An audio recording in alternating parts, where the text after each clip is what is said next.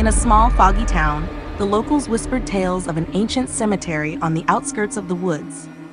It was said that those buried there could never find peace, as their souls lingered due to unfinished business in the world. As Halloween approached, a group of friends, Mark, Sarah, and Jake, decided to investigate the haunting stories that plagued their town. As they approached the creaky iron gates, an unnatural chill enveloped the air. The moon hung low in the sky, casting an eerie glow on the headstones, many of which were cracked and weathered. Mark, eager to impress his friends, led the way, flashlight in hand. "Come on, it's just an old cemetery," he said, though his voice trembled slightly. They ventured deeper into the graveyard, and an oppressive silence hung around them. Shadows danced among the gravestones, and every rustling leaf sent shivers down their spines. After wandering for a while, they stumbled upon a grave that stood out from the rest. A large, ornate headstone adorned with strange symbols and a name barely legible: Eleanor Blackwood. Who was Eleanor Blackwood? Sarah asked, her voice rising as she stepped closer to the stone. Mark shrugged. Probably just another old tale. But look at this. He pointed to a small chest lying next to the grave, half buried in dirt. Let's see what's inside. When they unearthed it, they found an old, dusty newspaper. The pages were yellowed and crumbling, but as they flipped through them, they discovered Eleanor's desperate writings about her desire to return to the living and finish her unfinished business, taking revenge on those who had wronged her in life. "Guys, this is creepy. We should go," Jake said, feeling uneasy. But Mark, filled with false bravado, read aloud a passage that described a dark ritual to awaken the dead. "Let's give it a try," Mark exclaimed, a foolish glint in his eyes. "What do we have to lose?" Reluctantly, Sarah and Jake agreed, their curiosity mingling with a sense of danger. They followed the instructions, gathering the leaves, stones, and other items mentioned in the newspaper. As they arranged them around the grave, the wind began to howl, and an unsettling energy filled the air. With a mix of excitement and fear, Mark recited the ritual. As the last word left his lips, the ground trembled violently. Suddenly, the earth cracked open, and a figure emerged from the grave, a woman in tattered clothes with hollow eyes. It was Eleanor Blackwood, rising from the dead. "Who dared disturb my slumber?" she screamed, her voice echoing throughout the cemetery. Panic surged through the friends as they realized what they had unleashed.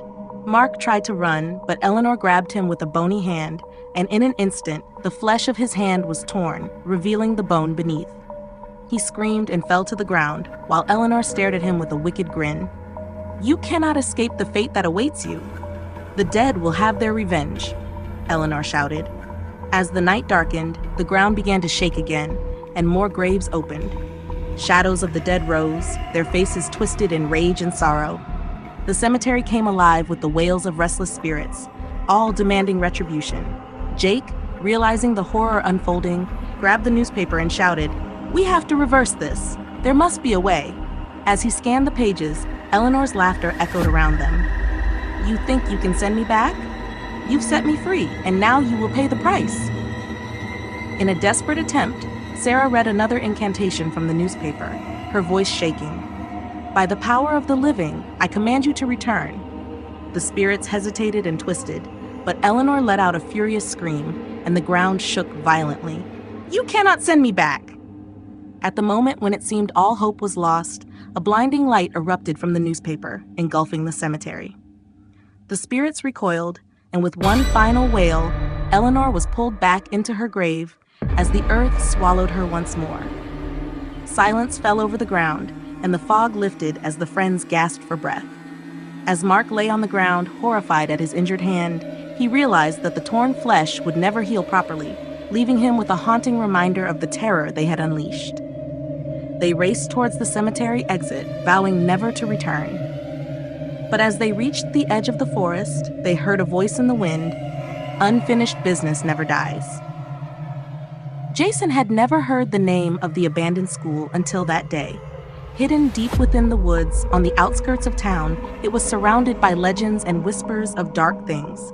The locals called it the 90-year-old boys' school. According to the stories, decades ago, an unusual boy attended that school. He didn't look older than 7 or 8, but he claimed to be 90 years old. The teachers dismissed it as mere childhood imagination. However, there was something odd about the boy. His eyes were far too old and wise for a child of his age, and whenever he looked at someone, they felt a chill and terror creeping into their bones. One day, the boy vanished. No one saw how he left, and strange events began to unfold. Students would go missing, and their bodies were never found. The school quickly closed and was abandoned, forgotten by most. Jason and his friends didn't believe in these tales. They thought they were just scary stories meant to frighten children. So one Friday night, they decided to break into the old school and prove that it was nothing more than a dilapidated building. Armed with flashlights and their courage, they opened the rusty gate and stepped into the decaying hallways. The air was thick with dust and the smell of mildew, and the wooden floors creaked beneath their feet. Old desks were scattered throughout the classrooms, long forgotten. As they ventured deeper into the building, they came across an old chalkboard that still bore faint writing. In shaky letters, it read, "He never left." Jason's heart sank. Something about those words felt too real. His friends laughed it off, but he couldn't shake the feeling that something was watching them. They continued down to the basement, where the boy was said to have last been seen. The stairs creaked as they descended into the darkness, and the air grew colder with each step. At the bottom, they found a half-open door. Jason hesitated, but his friends pushed it open, revealing a small, dusty room. In the middle of the room stood a solitary desk. Behind it, a boy hunched over as if he were taking notes. Jason's breath caught in his throat. The boy looked no older than 8, just as the stories had described. His back was turned to them, but Jason could see his thin, frail body and dark hair cascading over his pale skin. One of Jason's friends thought it was a prank and called out to him, but the boy didn't move. Jason slowly approached, his heart racing. "Hey," he said, his voice trembling. "What are you doing here?" Slowly, the boy turned his head, just enough for Jason to catch a glimpse of his face. His eyes, those hollow, ancient eyes, stared directly into Jason's soul. These were not the eyes of a child. They belonged to someone who had seen things far beyond human comprehension. Then the boy smiled. His teeth were sharp and jagged, far too long for a child's mouth.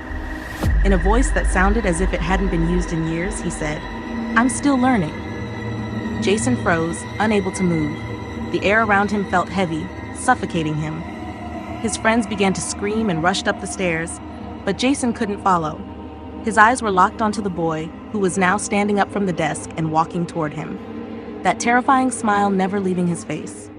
The last thing Jason heard before everything went black was the boy's cold whisper in his ear. "You'll stay here with me. I never left, and now, neither will you." When the next group of explorers ventured into the school a few days later, they noticed something strange in the basement classroom. On the old chalkboard, where the eerie message once was, a new drawing had appeared, a detailed, lifelike painting of a boy.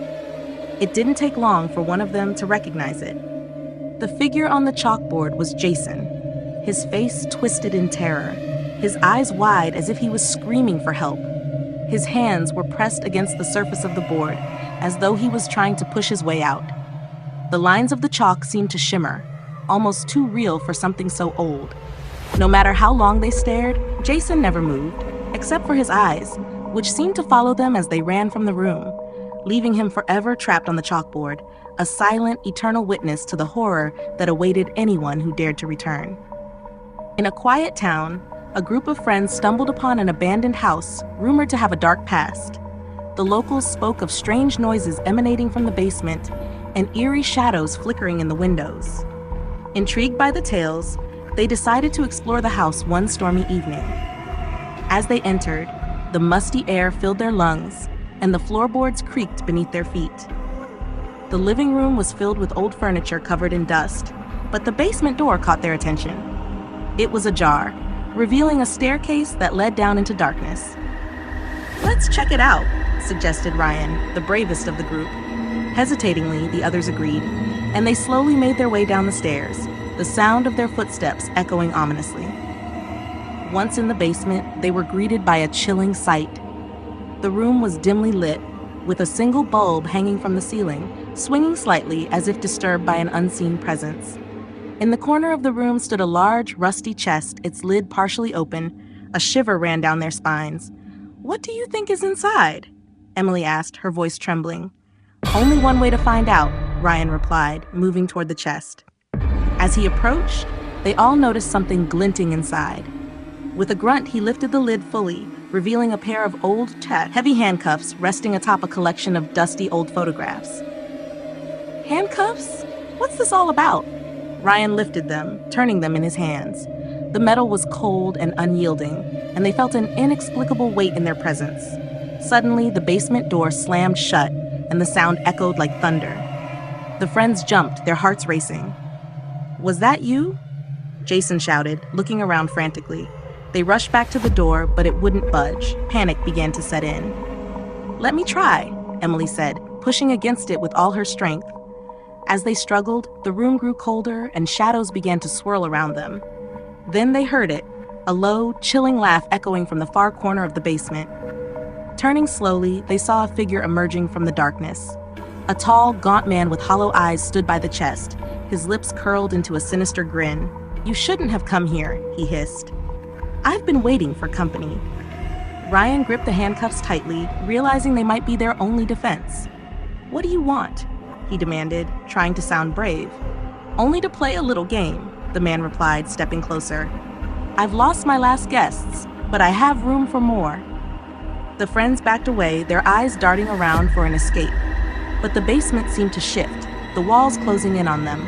The man lunged forward, and in a panic, Ryan raised the handcuffs as a weapon. But the man was too quick, snatching the cuffs from his hand and snapping them around Ryan's wrist before he could react. "No!" Emily screamed as Ryan was pulled towards the man, who gripped him tightly. With a swift motion, the man tossed Ryan toward the chest, and the lid slammed shut behind him. The echoes of his cries reverberated through the basement. The remaining friends could only watch in horror as the figure turned to them, a twisted smile spreading across his face. "Now who's next?" With no other option, Emily grabbed a nearby old metal pipe, swinging it wildly. It connected with the man's side, causing him to stagger back. Seizing the moment, they dashed for the door, pounding on it with all their might. Finally, with a loud creak, the door burst open, and they tumbled out into the hallway. They didn't stop running until they were far from the house, their hearts pounding in their chests. As they fled into the night, they looked back at the house one last time.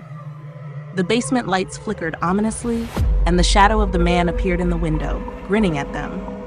They knew they had narrowly escaped a fate worse than death, but Ryan was still trapped inside, forever forgotten in the darkness of the basement. Days later, the news spread through the town. Nearly 300 people had gone missing over the years in that very house, their stories swallowed by the shadows. Rumors of the haunted basement continued to circulate, warning others to stay away. But those who had seen the man knew the truth, that the chest held more than just memories. It held a darkness that craved new victims.